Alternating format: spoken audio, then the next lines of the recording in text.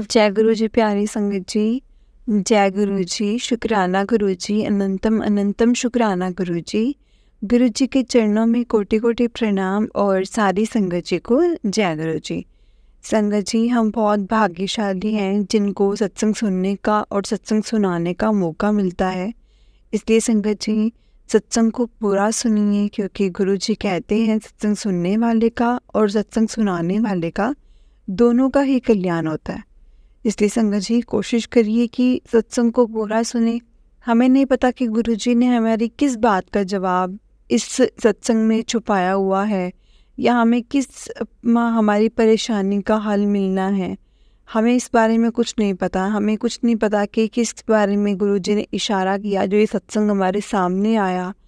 इसलिए संगत जी, अगर आपके सामने आया है और आपने इसको क्लिक किया है तो प्लीज़ इसको पूरा सुने, क्योंकि गुरु जी की ये ब्लेसिंग्स ही है संगत जी जो हमें मिल रही हैं, और हम लोग इस सच में बहुत लकी हैं। और संगत जी, अगर आपने भी अपना कोई सत्संग संगत जी के साथ शेयर करना हो तो डिस्क्रिप्शन में दिए गए व्हाट्सएप नंबर या फिर जीमेल आईडी पर आप अपना सत्संग लिख कर, रिकॉर्ड करके या वीडियो बनाकर हमें भेज सकते हैं। गुरु जी की कृपा से आपका सत्संग भी संगत जी के साथ ज़रूर शेयर किया जाएगा संगत जी। और संगत जी, गुरु जी का सत्संग शुरू करने से पहले गुरु जी के चरणों में कोटि कोटि प्रणाम और सारी संगत जी को जय गुरु जी। संगत जी, गुरु जी की ब्लेसिंग्स लेने के लिए और सत्संग सुनने के लिए गुरु जी के सत्संग चैनल को सब्सक्राइब करें और बेल नोटिफिकेशन को भी ऑन कर लें संगत जी, ताकि कोई भी नया सत्संग आए, जब उसकी वीडियो आए तो आपको उसका नोटिफिकेशन आ जाए।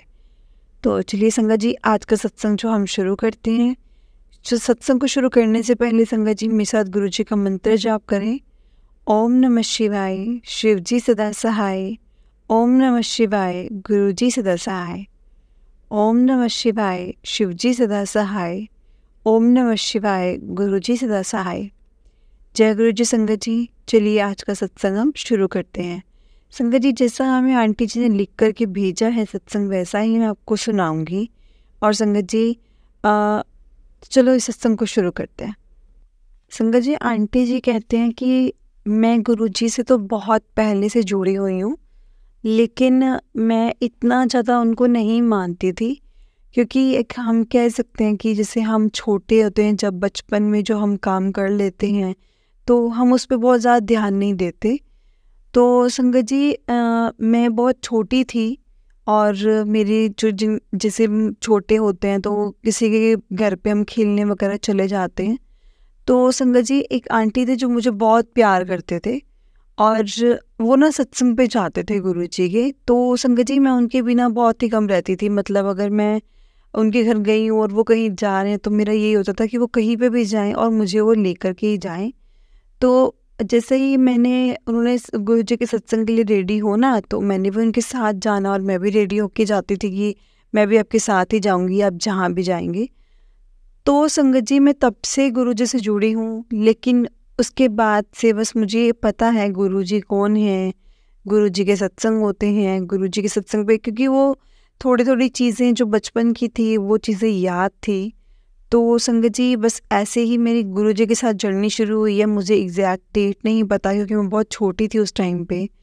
और संगत जी, बस ऐसे ही, और थोड़ा बहुत जैसे कनेक्टेड तो मैं थी ही गुरुजी से। गुरुजी का नाम भी पता था, तो कुछ भी सामने आता था तो मैं पढ़ती भी थी उनके लिए, उनकी जो भी चीज़ें आती थी सामने। तो बस इतना ही था, इससे ज़्यादा कुछ नहीं। लेकिन संगत जी, मुझे नहीं पता था कि गुरुजी मेरी लाइफ में इतना ज़्यादा एग्जिस्ट करेंगे कि मैं उनके बिना अब एक मिनट नहीं सोच पाऊँगी। अब संगत जी, ऐसा हाल हो चुका है मेरा कि मैं हर पल गुरुजी को याद करती हूँ। हर दम मेरे को यही होता है गुरुजी ने, क्योंकि मुझे बहुत संभाला है, और मैं जिस मुकाम पे पहुँच चुकी थी, जहाँ मैं बिल्कुल भी, मेरी कोई एक तरह से तो मेरी जीने की इच्छा ही ख़त्म हो चुकी थी। ऑल्दो संगत जी, मैंने तो सुसाइड तक अटेम्प्ट करने का सोचा था कि नहीं, अब तो मैंने जीना ही नहीं है, मुझे ये करना ही क्या है। क्योंकि संगत जी, अगर आपको कोई पराये धोखा दें तो आप फिर भी सह सकते हैं, लेकिन जब आपको अपने ही धोखा दें और आपको अकेला छोड़ कर के चले जाएं, तो ये चीज़ बहुत मुश्किल हो जाती है।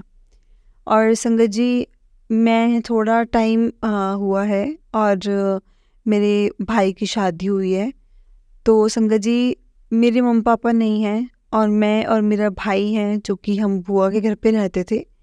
लेकिन मेरे पापा का एक घर था और उसके बाद तो मेरी बुआ ने यही बोला था कि जो वो घर है वो तुम दोनों के ही नाम पे करवाएंगे, तुम दोनों को आधा आधा देंगे। तो संगत जी उस टाइम तक दोनों ही हम अपनी लाइफ को लेके सिक्योर थे कि चलो ठीक है, हमारे पास अगर वैसे कुछ नहीं है लेकिन पापा का दिया हुआ घर तो है ही, तो हम उस घर के सहारे संगत जी रह लेते। तो संगत जी अभी मेरी शादी की बातें चल ही रही थी क्योंकि मेरे भाई की एज मेरे से काफ़ी बड़ी है। तो मेरे अभी शादी की बातें चल रही थी, लेकिन संगत जी एक मतलब मेरा भाई जो है ना वो थोड़ा बहुत जैसे नशे पत्ते जैसे शराब वगैरह पीना और ये सब तो इनमें था। तो संगत जी एक दिन ना वो रात को पी करके आ गए और उन्होंने मुझे बोला कि जो तेरे को ये हिस्सा पत्ती जो है ना ये तुझे कुछ नहीं मिलने वाला, ये सब मेरा ही है। क्योंकि वैसे भी जो भी है ये लड़कों का ही होता है, इसमें लड़कियों को कोई हक नहीं होता, इसलिए तुझे घर नहीं मिलेगा, इसमें कोई हिस्सा पत्ती नहीं मिलेगा। संगत जी मुझे इस चीज़ से कोई प्रॉब्लम नहीं थी कि वो मुझे कोई उसमें से हिस्सा पत्ती नहीं दे रहा या फिर मुझे उसमें से कुछ नहीं मिलेगा। लेकिन मुझे संगत जी इस चीज़ से ज़रूर प्रॉब्लम थी कि उसने इतना मतलब मेरे ऊपर उसने अपने पैसों को रखा। और संगत जी इस चीज़ को लेकर के ना मैं बहुत ज़्यादा डिप्रेशन में चली गई, बहुत ज़्यादा डिप्रेशन में चली गई। और तो मेरी डिप्रेशन की टैबलेट्स वगैरह भी चलनी शुरू हुई, इसका इलाज भी शुरू हुआ क्योंकि मेरा हाल बहुत ज़्यादा बुरा हो चुका था। क्योंकि संगत जी मम्मी पापा के बाद ले देकर मेरे पास एक ही रिश्ता बचा था भाई का, जो कि उस थोड़े से पैसों के कारण टूट गया, ख़त्म हो गया। और सबसे बड़ा ट्रॉमा तो संगत जी मुझे तब हुआ जब राखी वाले टाइम पे मैंने उसको कॉल किया कि तू मतलब मेरा राखी बांधना है, मेरे को मिलने आएगा। लेकिन संगत जी उसने मेरा फ़ोन भी नहीं उठाया और ना ही उसने मुझे सामने से कॉल किया कि राखी है, क्या करना है। क्योंकि संगत जी हमें कोई ऐसी चीज़ की कोई लड़ाई या फिर कोई बात ऐसा कुछ भी नहीं था कि हम लोग लड़ कर के अलग हुए हों या फिर हम में कोई बात हुई हो। सब कुछ नॉर्मल था, सब कुछ। हम सोच भी नहीं सकते थे कि ऐसा भी कुछ हो सकता है कि मतलब एक घर के पीछे लड़ाई होगी। तो शायद अगर वो मुझसे प्यार से आकर ये बात करता तो मैं ज़रूर उसको दे देती, हंस के दे देती, और क्योंकि मुझे मेरे भाई के ऊपर वो चीज़ नहीं थी। लेकिन संगत जी मुझे नहीं समझ में आया कि उसको ये चीज़ क्यों नहीं फील हुई कि मैं उसको कितना प्यार करती हूँ। मेरे लिए घर तो क्या, मैं कुछ भी छोड़ सकती थी क्योंकि मम्मी पापा के बाद एक मेरे लिए ना वो मम्मी पापा का साया ही था। लेकिन अब वैसा नहीं था। तो संगत जी राखी वाले टाइम पे जब वो मेरे पास नहीं आया ना, तो उस टाइम पे तो मैं बिल्कुल ही टूट सी गई थी, बिल्कुल ही टूट गई कि मैं अब मतलब इतना क्या हो गया कि तुमने सिर्फ पैसों को ऊपर रखा। तो संगत जी उस टाइम पे मैंने ये सोचा कि कोई फ़ायदा नहीं है जीने का, मैं बुआ घर रहती हूँ और अगर अपने ही कोई साथ नहीं देगा, अपना सगा भाई साथ नहीं देगा, तो बुआ भी कितना का टाइम मेरा साथ दे देगी।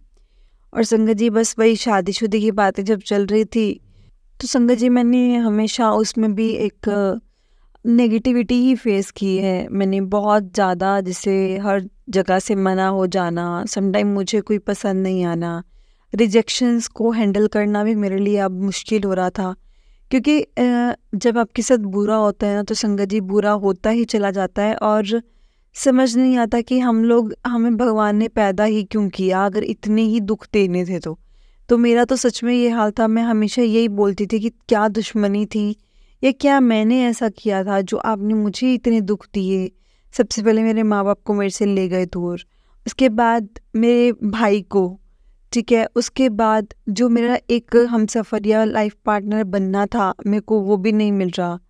और संगत जी बस एक वो था। अब थोड़े टाइम बाद ना संगत जी बुआ जी की भी ताने शुरू हो गए कि कितना का टाइम संभालेंगे, क्या करेंगे, शादी नहीं हो रही है, लड़का कोई हाँ नहीं कर रहा, या तुम्हें कभी पसंद नहीं आता, तो तुम्हें अब कोई पसंद आए या ना आए तुम कुछ ट्राई करो, किसी से बात करोगी तो तुम्हें पता चलेगा। बस यही सब चीज़ें रोज़ की चीज़ें चली रहती थी कि अब तुम्हें कुछ करना पड़ेगा, तुम करो।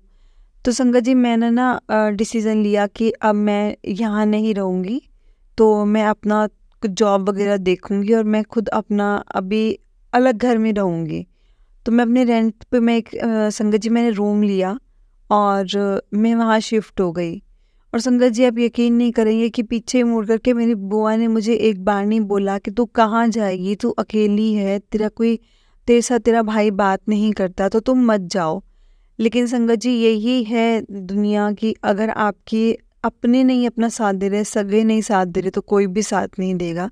लेकिन मैं फिर भी भाई बुआ जी की बहुत थैंकफुल हूँ कि जितना भी टाइम उन्होंने हमें अपने साथ रखा, पाला पोसा, वो भी हमारे लिए बहुत बड़ा है, बहुत अच्छी है, क्योंकि उस टाइम पे हमारे पास और कोई भी नहीं था।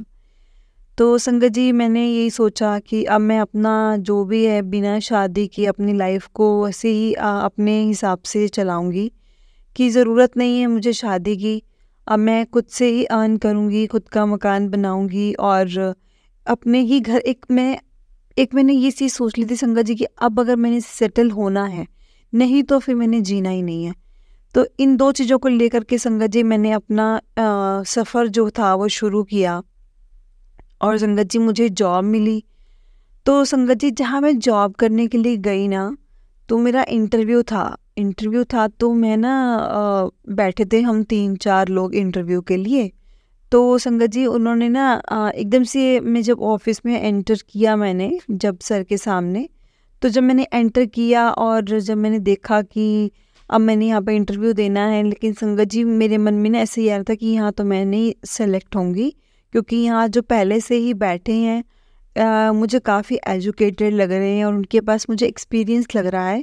क्योंकि मेरी जब 1-2 जनों से बात हुई थी तो उन्होंने यही बोला था कि हमारे पास एक्सपीरियंस है और हम लोग पहले कहीं जॉब कर चुके हैं। और संगत जी मैं बिल्कुल फ्रेशर थी, तो मुझे कहाँ से जॉब मिलनी थी।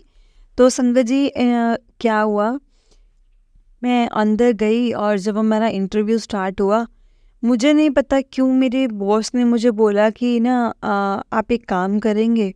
मैंने बोला जी सर। तो वो बोले कि मेरी गाड़ी में ना एक मेरी फ़ाइल पड़ी है और अभी मेरे पास कोई है नहीं और मुझे वो फ़ाइल बहुत इमरजेंसी में चाहिए, तो आप मुझे वो ला के दे देंगे? तो मैंने बोला ठीक है सर, मैं ला देती हूँ, आप मुझे अपनी गाड़ी की कीज़ दे दीजिए। संगत जी उन्होंने मुझे कीज़ दी, मैं नीचे गई, मैंने गाड़ी खोली और मतलब फ़ाइल निकाली। और संगत जी जब मैंने फ़ाइल निकाली ना, तो मुझे ऐसा लगा कि वहाँ ना बहुत ज़्यादा खुशबू जैसी आ रही है, गुलाबों की खुशबू आ रही है। तो संगत जी मैंने ना बॉस को जाकर के बोला, फ़ाइल पकड़ाई और बोला कि आपकी ना गाड़ी में बहुत ज़्यादा फूलों की खुशबू आ रही है, ऐसा लग रहा है जैसे जगह जगह ना गुलाब पड़े हैं। तो क्या आप मतलब ऐसा, तो आप एक बार जाके चेक कर लीजिए, कहीं ऐसा तो नहीं कोई परफ्यूम वगैरह की जो बॉटल है वो लीक हो गई हो। तो संगत जी मुझे नहीं पता क्यों, लेकिन उन्होंने ना संगत जी एकदम से ऐसा बोला कि क्या तुम गुरुजी को मानती हो? तो संगत जी मैंने बोला मैं नहीं मानती तो नहीं हूँ, लेकिन सर मैं जानती ज़रूर हूँ गुरुजी कौन है और बचपन में मैं इनके सत्संग में बहुत बार गई हूँ, लेकिन उसके बाद मेरा कोई कनेक्शन नहीं है गुरुजी से। तो उन्होंने बोला कि अब बनेगा तेरा कनेक्शन। और संगत जी उन्होंने ना जो टेबल पर उनके पास स्वरूप पड़ा था गुरुजी का, तो उन्होंने मेरे को बोला कि गुरुजी का माथा टेको और अपना इंटरव्यू स्टार्ट करो। तो संगत जी मैंने गुरुजी का माथा टेका, मन में शुक्राना किया गुरुजी का और ना संगत जी उन्होंने मेरा इंटरव्यू लिया। मुझे ऐसा लग रहा था कि इंटरव्यू या तो गुरुजी मेरा दे रहे हैं या उनसे बहुत ईज़ी करवा रहे हैं, या खुद उनके मुँह से बुलवा के मतलब ईज़ी करवा रहे हैं। जो मुझसे पूछ रहे थे मैं बड़े ही कॉन्फिडेंस से मतलब बोल रही थी। एक तो पहले बात भी ऐसी हो चुकी थी बॉस के साथ गुरुजी के बारे में, प्लस एक ये था, एक ना मन में आ जाता है कि वो भी गुरुजी को मानते हैं, मैं भी मानती हूँ, तो शायद अब पॉजिटिव पॉजिटिव होगा। तो संगत जी मेरी लाइफ में इतने सालों के बाद मुझे ऐसा लग रहा था कि कुछ पॉजिटिव होने वाला है, क्योंकि इतने टाइम से कुछ भी अच्छा नहीं चल रहा था और ये पहली चीज़ ऐसी हो गई जो मैंने सोची है और वो चीज़ पूरी हुई है। मैं बहुत हैरान थी इस चीज़ को देख कर के। और संगत जी मुझे नहीं पता था मैं सिलेक्ट होंगी कि नहीं होंगी, लेकिन उसके बाद ना मेरे मन में एक अलग ही कॉन्फिडेंस और खुशी जैसी आई कि ठीक है, तो आज जो भी हुआ आज बहुत अच्छा हुआ और दिन बहुत अच्छा लगा, मन को बहुत सुकून और शांति मिली। तो संगत जी उन्होंने बोला कि आप 3 लोग सेलेक्ट हुए हो, तो आप तीनों में से ना किसी 2 को रखा जाएगा, क्योंकि यहाँ पे 2 की ज़रूरत है, तो आपको 3 दिन में कॉल किया जाएगा। संगत जी हमने बोला ठीक है, आप लोग हमें बता देना। तो उन्होंने बोला कि आपकी मेल आईडी पर आपको मेल आ जाएगा। तो संगत जी मुझे तो यही था कि मैं नहीं होंगी सेलेक्ट, क्योंकि मतलब मेरा इतना स्ट्रॉन्ग परफॉर्मेंस नहीं था, मेरे पास कोई एक्सपीरियंस नहीं था। लेकिन एक बस अब दुआ थी, ऐसा लग रहा था कि एक अगर हुआ सिलेक्शन तो एक दुआ ही होगी जो एक मेरे लिए काम करेगी। तो संगत जी मैंने बस गुरुजी से प्रे किया कि गुरुजी अगर हो पाए तो करवा देना। तो बस एक वैसे ही, मतलब ऐसा नहीं था कि मैंने बहुत कुछ दिल से मांगा या कुछ वैसा, क्योंकि वहाँ पे गुरुजी की बात हुई थी, इसलिए मैंने गुरुजी को बोला गुरुजी चलो संभाल लेना, अगर आप चाहते हैं कि आपकी बेटी काम करे, आपकी बेटी सेटल हो तो आप करवा देना। लेकिन संगत जी पता नहीं क्यों मन में एक ऐसा था, नहीं होगा होगा नहीं होगा। तो संगत जी मुझे एक दिन बाद, उन्होंने 3 दिन का टाइम बोला था, मुझे एक दिन बाद मुझे मेल आया कि आप सेलेक्ट हो गए हैं। तो संगत जी आप सेलेक्ट तो मैं हो गई, इस बात की मुझे बहुत खुशी थी। मैंने गुरुजी का शुक्राना भी किया कि गुरुजी ये आप ही ने करवाया है। तो संगत जी लेकिन अब प्रॉब्लम मुझे ये आ रही थी कि जहाँ मेरा ऑफिस था और जहाँ मैंने रूम लिया हुआ था, तो हमारा जो डिस्टेंस था ना वो बहुत ज़्यादा था। और मेरे को ऐसा लग रहा था कि मैं अगर ऑफिस में जाना शुरू करूँगी, अपना काम शुरू करूँगी, तो मैं कभी अपने टाइम पे नहीं पहुँच पाऊँगी, क्योंकि डिस्टेंस काफ़ी था। लगभग मुझे वहाँ पहुँचते पहुँचते पौना घंटा चाहिए था।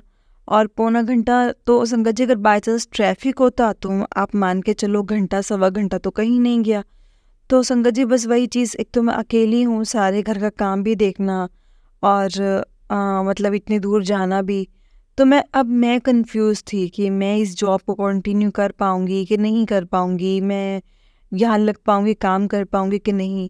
क्योंकि संगत जी जिस एरिया में मेरा ऑफिस था वहाँ ना आसपास कोई भी फ्लैट्स वगैरह ऐसा नहीं था, और थोड़ा बहुत जो नियर बाय था तो संगत जी वो थोड़ा महंगा था, जो मेरी पॉकेट नहीं अलाउ कर रही थी कि मैं कैसे करूँगी इस चीज़ को लेकर के।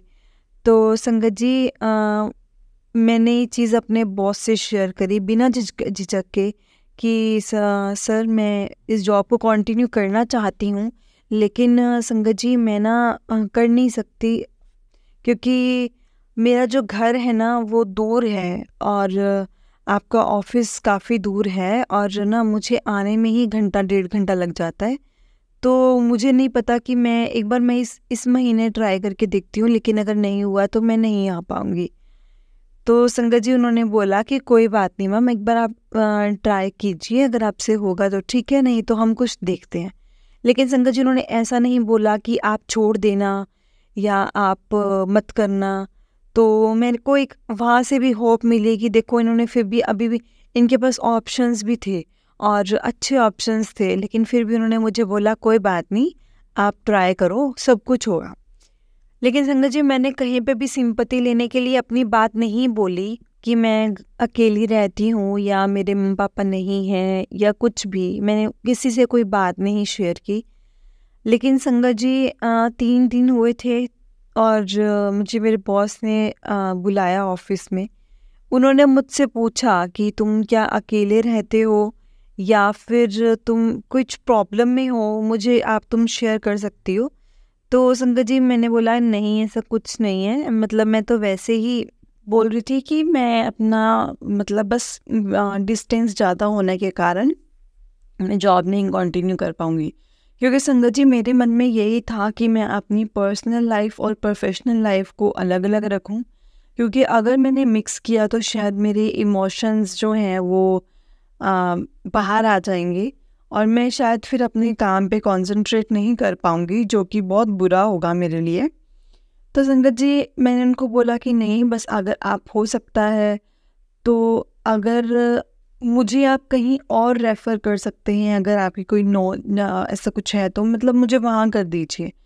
तो उन्होंने बोला कि नहीं ऐसा नहीं है, लेकिन पास में ही कुछ दूरी पे 15 मिनट की दूरी पे मेरा फ्लैट है, अगर तुम चाहो तो तुम वहाँ रह सकती हो और बिना किसी तुम्हें कुछ पे करने की भी ज़रूरत नहीं है, क्योंकि वो खाली ही पड़ा है और वहाँ अभी कोई नहीं रह रहा।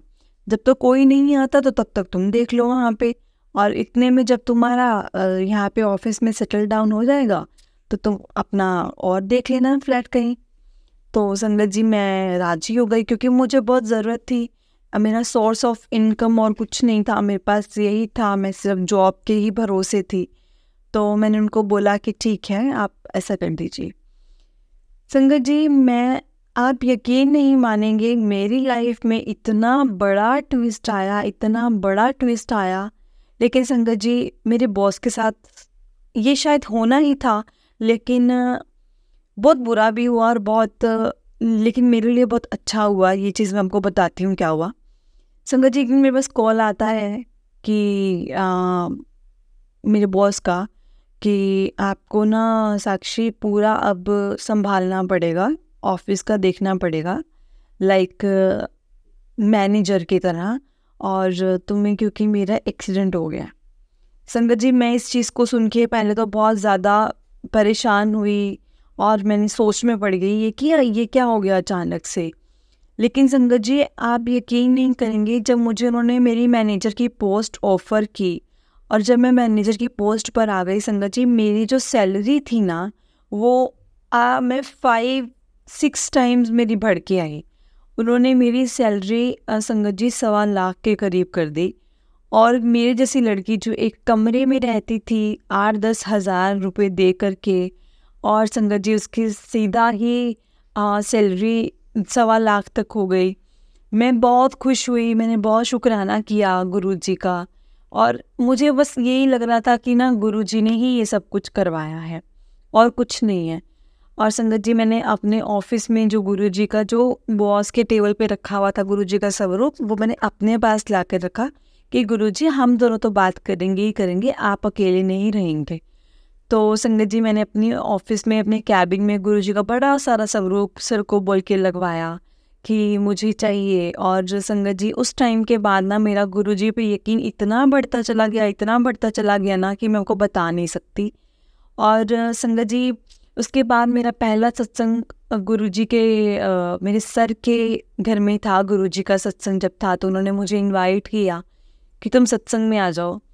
लेकिन संगत जी मैं बहुत सालों बाद जा रही थी, मुझे नहीं पता था कि वहाँ के रूल्स रेगुलेशंस ये क्या हैं, वहाँ पे कैसे सत्संग होता है और क्या करना होता है।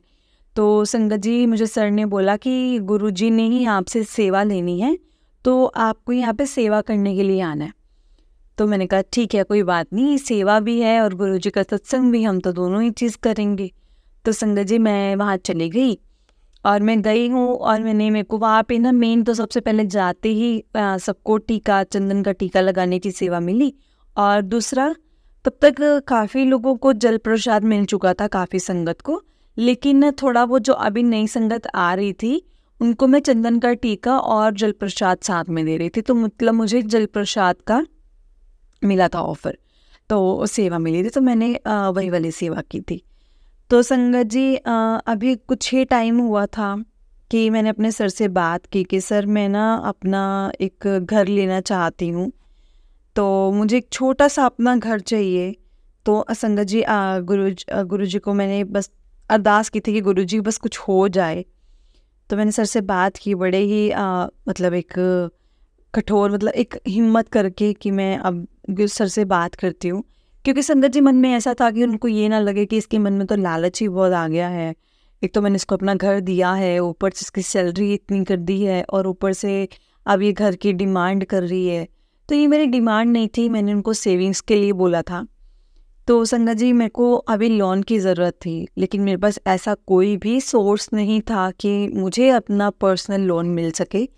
तो संगत जी मैंने सर से पूछा, तो सर ने बोला कोई बात नहीं, तुम्हें लोन लेने की कोई ज़रूरत नहीं है, तुम लोन के हिसाब से मेरे से पैसे लो और उसी हिसाब से तुम मेरे को चुकाते रहना। तो उसके बाद संगत जी मेरे को सर ने near by he 1 BHK flat search करवाया, रजिस्ट्री वगैरह करवाई और सब कुछ हो गया। संगत जी घर बंद था, लेकिन जब मैंने उस घर में एंट्री की ना, तो संगत जी मैंने एक तरफ देखा कि बड़े ही से फूल पड़े हुए हैं, ऐसे बिखरे हुए हैं, बहुत ज़्यादा भी नहीं बोल सकते, लेकिन हाँ एक जैसे मान लो एक रोज़ है, उसकी पेटल्स खिल रही हुई हैं, और पूरे घर में संगत जी, पूरे घर में आज भी जब मैं ये चीज़ याद करती हूँ ना संगत जी, मुझे गूज़ बम्स आते हैं। लेकिन पूरे घर में गुलाबों की खुशबू थी, और मैं इतनी ज़्यादा ब्लेस्ड फील कर रही थी अपने आप को कि सच में गुरुजी आप ऐसा कर सकते हैं, सच में गुरुजी आप यहाँ पे विराजमान हैं। क्योंकि मुझे हर बार कुछ अच्छा करते हुए गुरुजी के रोजेस की, गुरुजी की खुशबू आती ही है। तो संगत जी जब मेरे को इस घर में आई और जहाँ पे मुझे रोज़ पेटल्स दिखे ना संगत जी, मैंने वहीं पे ही गुरुजी का मंदिर बनाया और गुरुजी को ही सबसे पहले विराजमान किया। उसके बाद ही मैंने कुछ फर्नीचर वगैरह कुछ लिया। और संगत जी पूरे घर में इतनी महक थी ना, पूरे घर में कोई भी आता था ना यही बोलता था कि आपने कोई इत्र छिड़का है गुलाब वाला, इत्र छिड़का है गुलाब वाला। लिटरली संगत जी ऐसा लग रहा था कम से कम मैंने 5-7 बोतल इकट्ठे ही फेंक दी हैं वहाँ पे। और बहुत अच्छी खुशबू, बहुत अच्छी खुशबू। और मेरा मन कर रहा था कि हर टाइम मैं इसी खुशबू में रहूँ, गुरुजी की चरणों में रहूँ, गुरुजी हमेशा मेरे साथ ऐसे ही रहें। तो संगत जी तब मुझे यकीन हुआ कि अगर आपके पास आपके माँ बाप नहीं हैं, आपका भाई बहन बुआ चाची कोई नहीं है, लेकिन जब अगर आपके पास सतगुरु है, गुरु हैं, महाशिव हैं, तो आपको किसी की भी ज़रूरत नहीं है।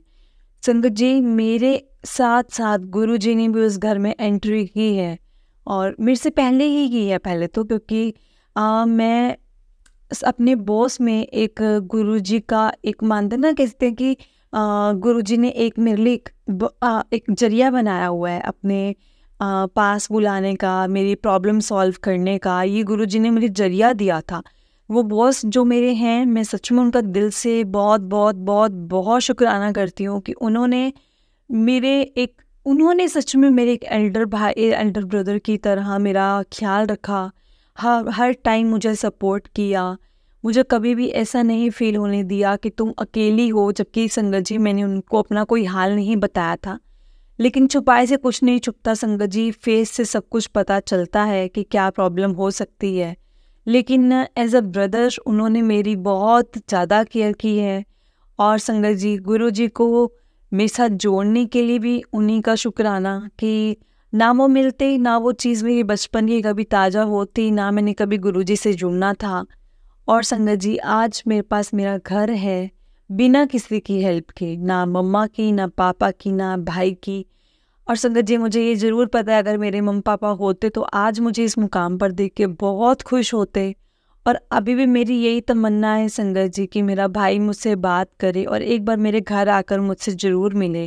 क्योंकि संगत जी हमें बहुत टाइम हो गया है मिले हुए, अराउंड 3 इयर्स होने वाले हैं। और मैं बहुत अभी हर राखी पे उसको याद करती हूँ लेकिन वो नहीं आता। और मैं बहुत दुखी होती हूँ इस चीज़ को लेकर के कि मैंने इतना गुनाह नहीं किया, मैंने कुछ भी नहीं लिया उससे, फिर भी वो मुझसे इतना नाराज़ क्यों है। बस गुरु जी से मेरी यही प्रेयर, मेरी यही प्रार्थना रहेगी कि गुरु जी कभी भी जब भी बन पड़े ना, अगर आप वो ठीक हो मेरे लिए तो वो मेरे पास उसको ज़रूर भेज देना। और संगत जी आज मैं अपने घर में रहती हूँ, मैं अपने गुरुजी के साथ रहती हूँ, मुझे किसी की ज़रूरत नहीं पड़ती, मैं बहुत खुश भी हूँ। और संगत जी अभी मेरे बॉस ने मेरा कहीं रिश्ता भी चला रखा है कि यहाँ पे तेरी बात बनेगी, तेरी शादी करवाएंगे। वो अब मजाक में हमारी बात होती रहती है, लेकिन संगत जी वो एज अ ब्रदर मेरी बहुत फिक्र करते हैं क्योंकि गुरुजी ने ही उनकी सेवा लगाई है संगत जी की तूने बस इसी का ही अब ठेका ले लिया, अब तो को इसी को संभालना ही पड़ेगा। तो संगत जी गुरुजी ने ही करवाया ये सब, गुरुजी खुद साक्षात नहीं आ सकते लेकिन संगत जी वो जरिया ज़रूर बनाते हैं आपकी लाइफ को ठीक करने के लिए, आपकी लाइफ को वापस ट्रैक पे लाने के लिए। दुख आएंगे, दुख की घड़ियाँ भी आएंगी, लेकिन जब सुख आएगा ना तो इतना आएगा गुरुजी के राज में कि आप पिछला सब कुछ भूल जाएंगे संगत जी, सब कुछ भूल जाएंगे। और इससे अच्छी चीज़ मेरी लाइफ में नहीं हो सकती। मैं अपने बस भाई को ज़रूर याद करती हूँ क्योंकि मम्मी पापा के अलावा मेरे पास कोई और है नहीं। और लेकिन संगत जी मेरे भाई की जगह मेरे बॉस ने ली है और मेरे बॉस मेरा बहुत केयर करते हैं। मैं इस चीज़ को लेके गुरु जी का भी बहुत शुक्राना करती हूँ कि उन्होंने मुझे भाई ही दिया है। जय गुरु जी, शुक्राना गुरु जी। संगत जी मेरा पहला सत्संग था, अगर मुझसे कोई गलती हुई हो तो मुझे माफ़ करना। अगर गुरु जी मुझसे कोई गलती हुई है सत्संग शेयर करने में तो मुझे माफ़ करना। जय गुरु जी संगत जी, जय गुरु जी बॉस जी जिन्होंने मुझे एक भाई की तरह, माँ बाप की तरह पाला है। जय गुरु जी, शुक्राना गुरु जी, मेरे गुरु जी महाराज का शुक्राना, तहे दिल से शुक्राना, शुक्राना लख लख वार शुक्राना। जय गुरु जी, शुक्राना गुरु जी।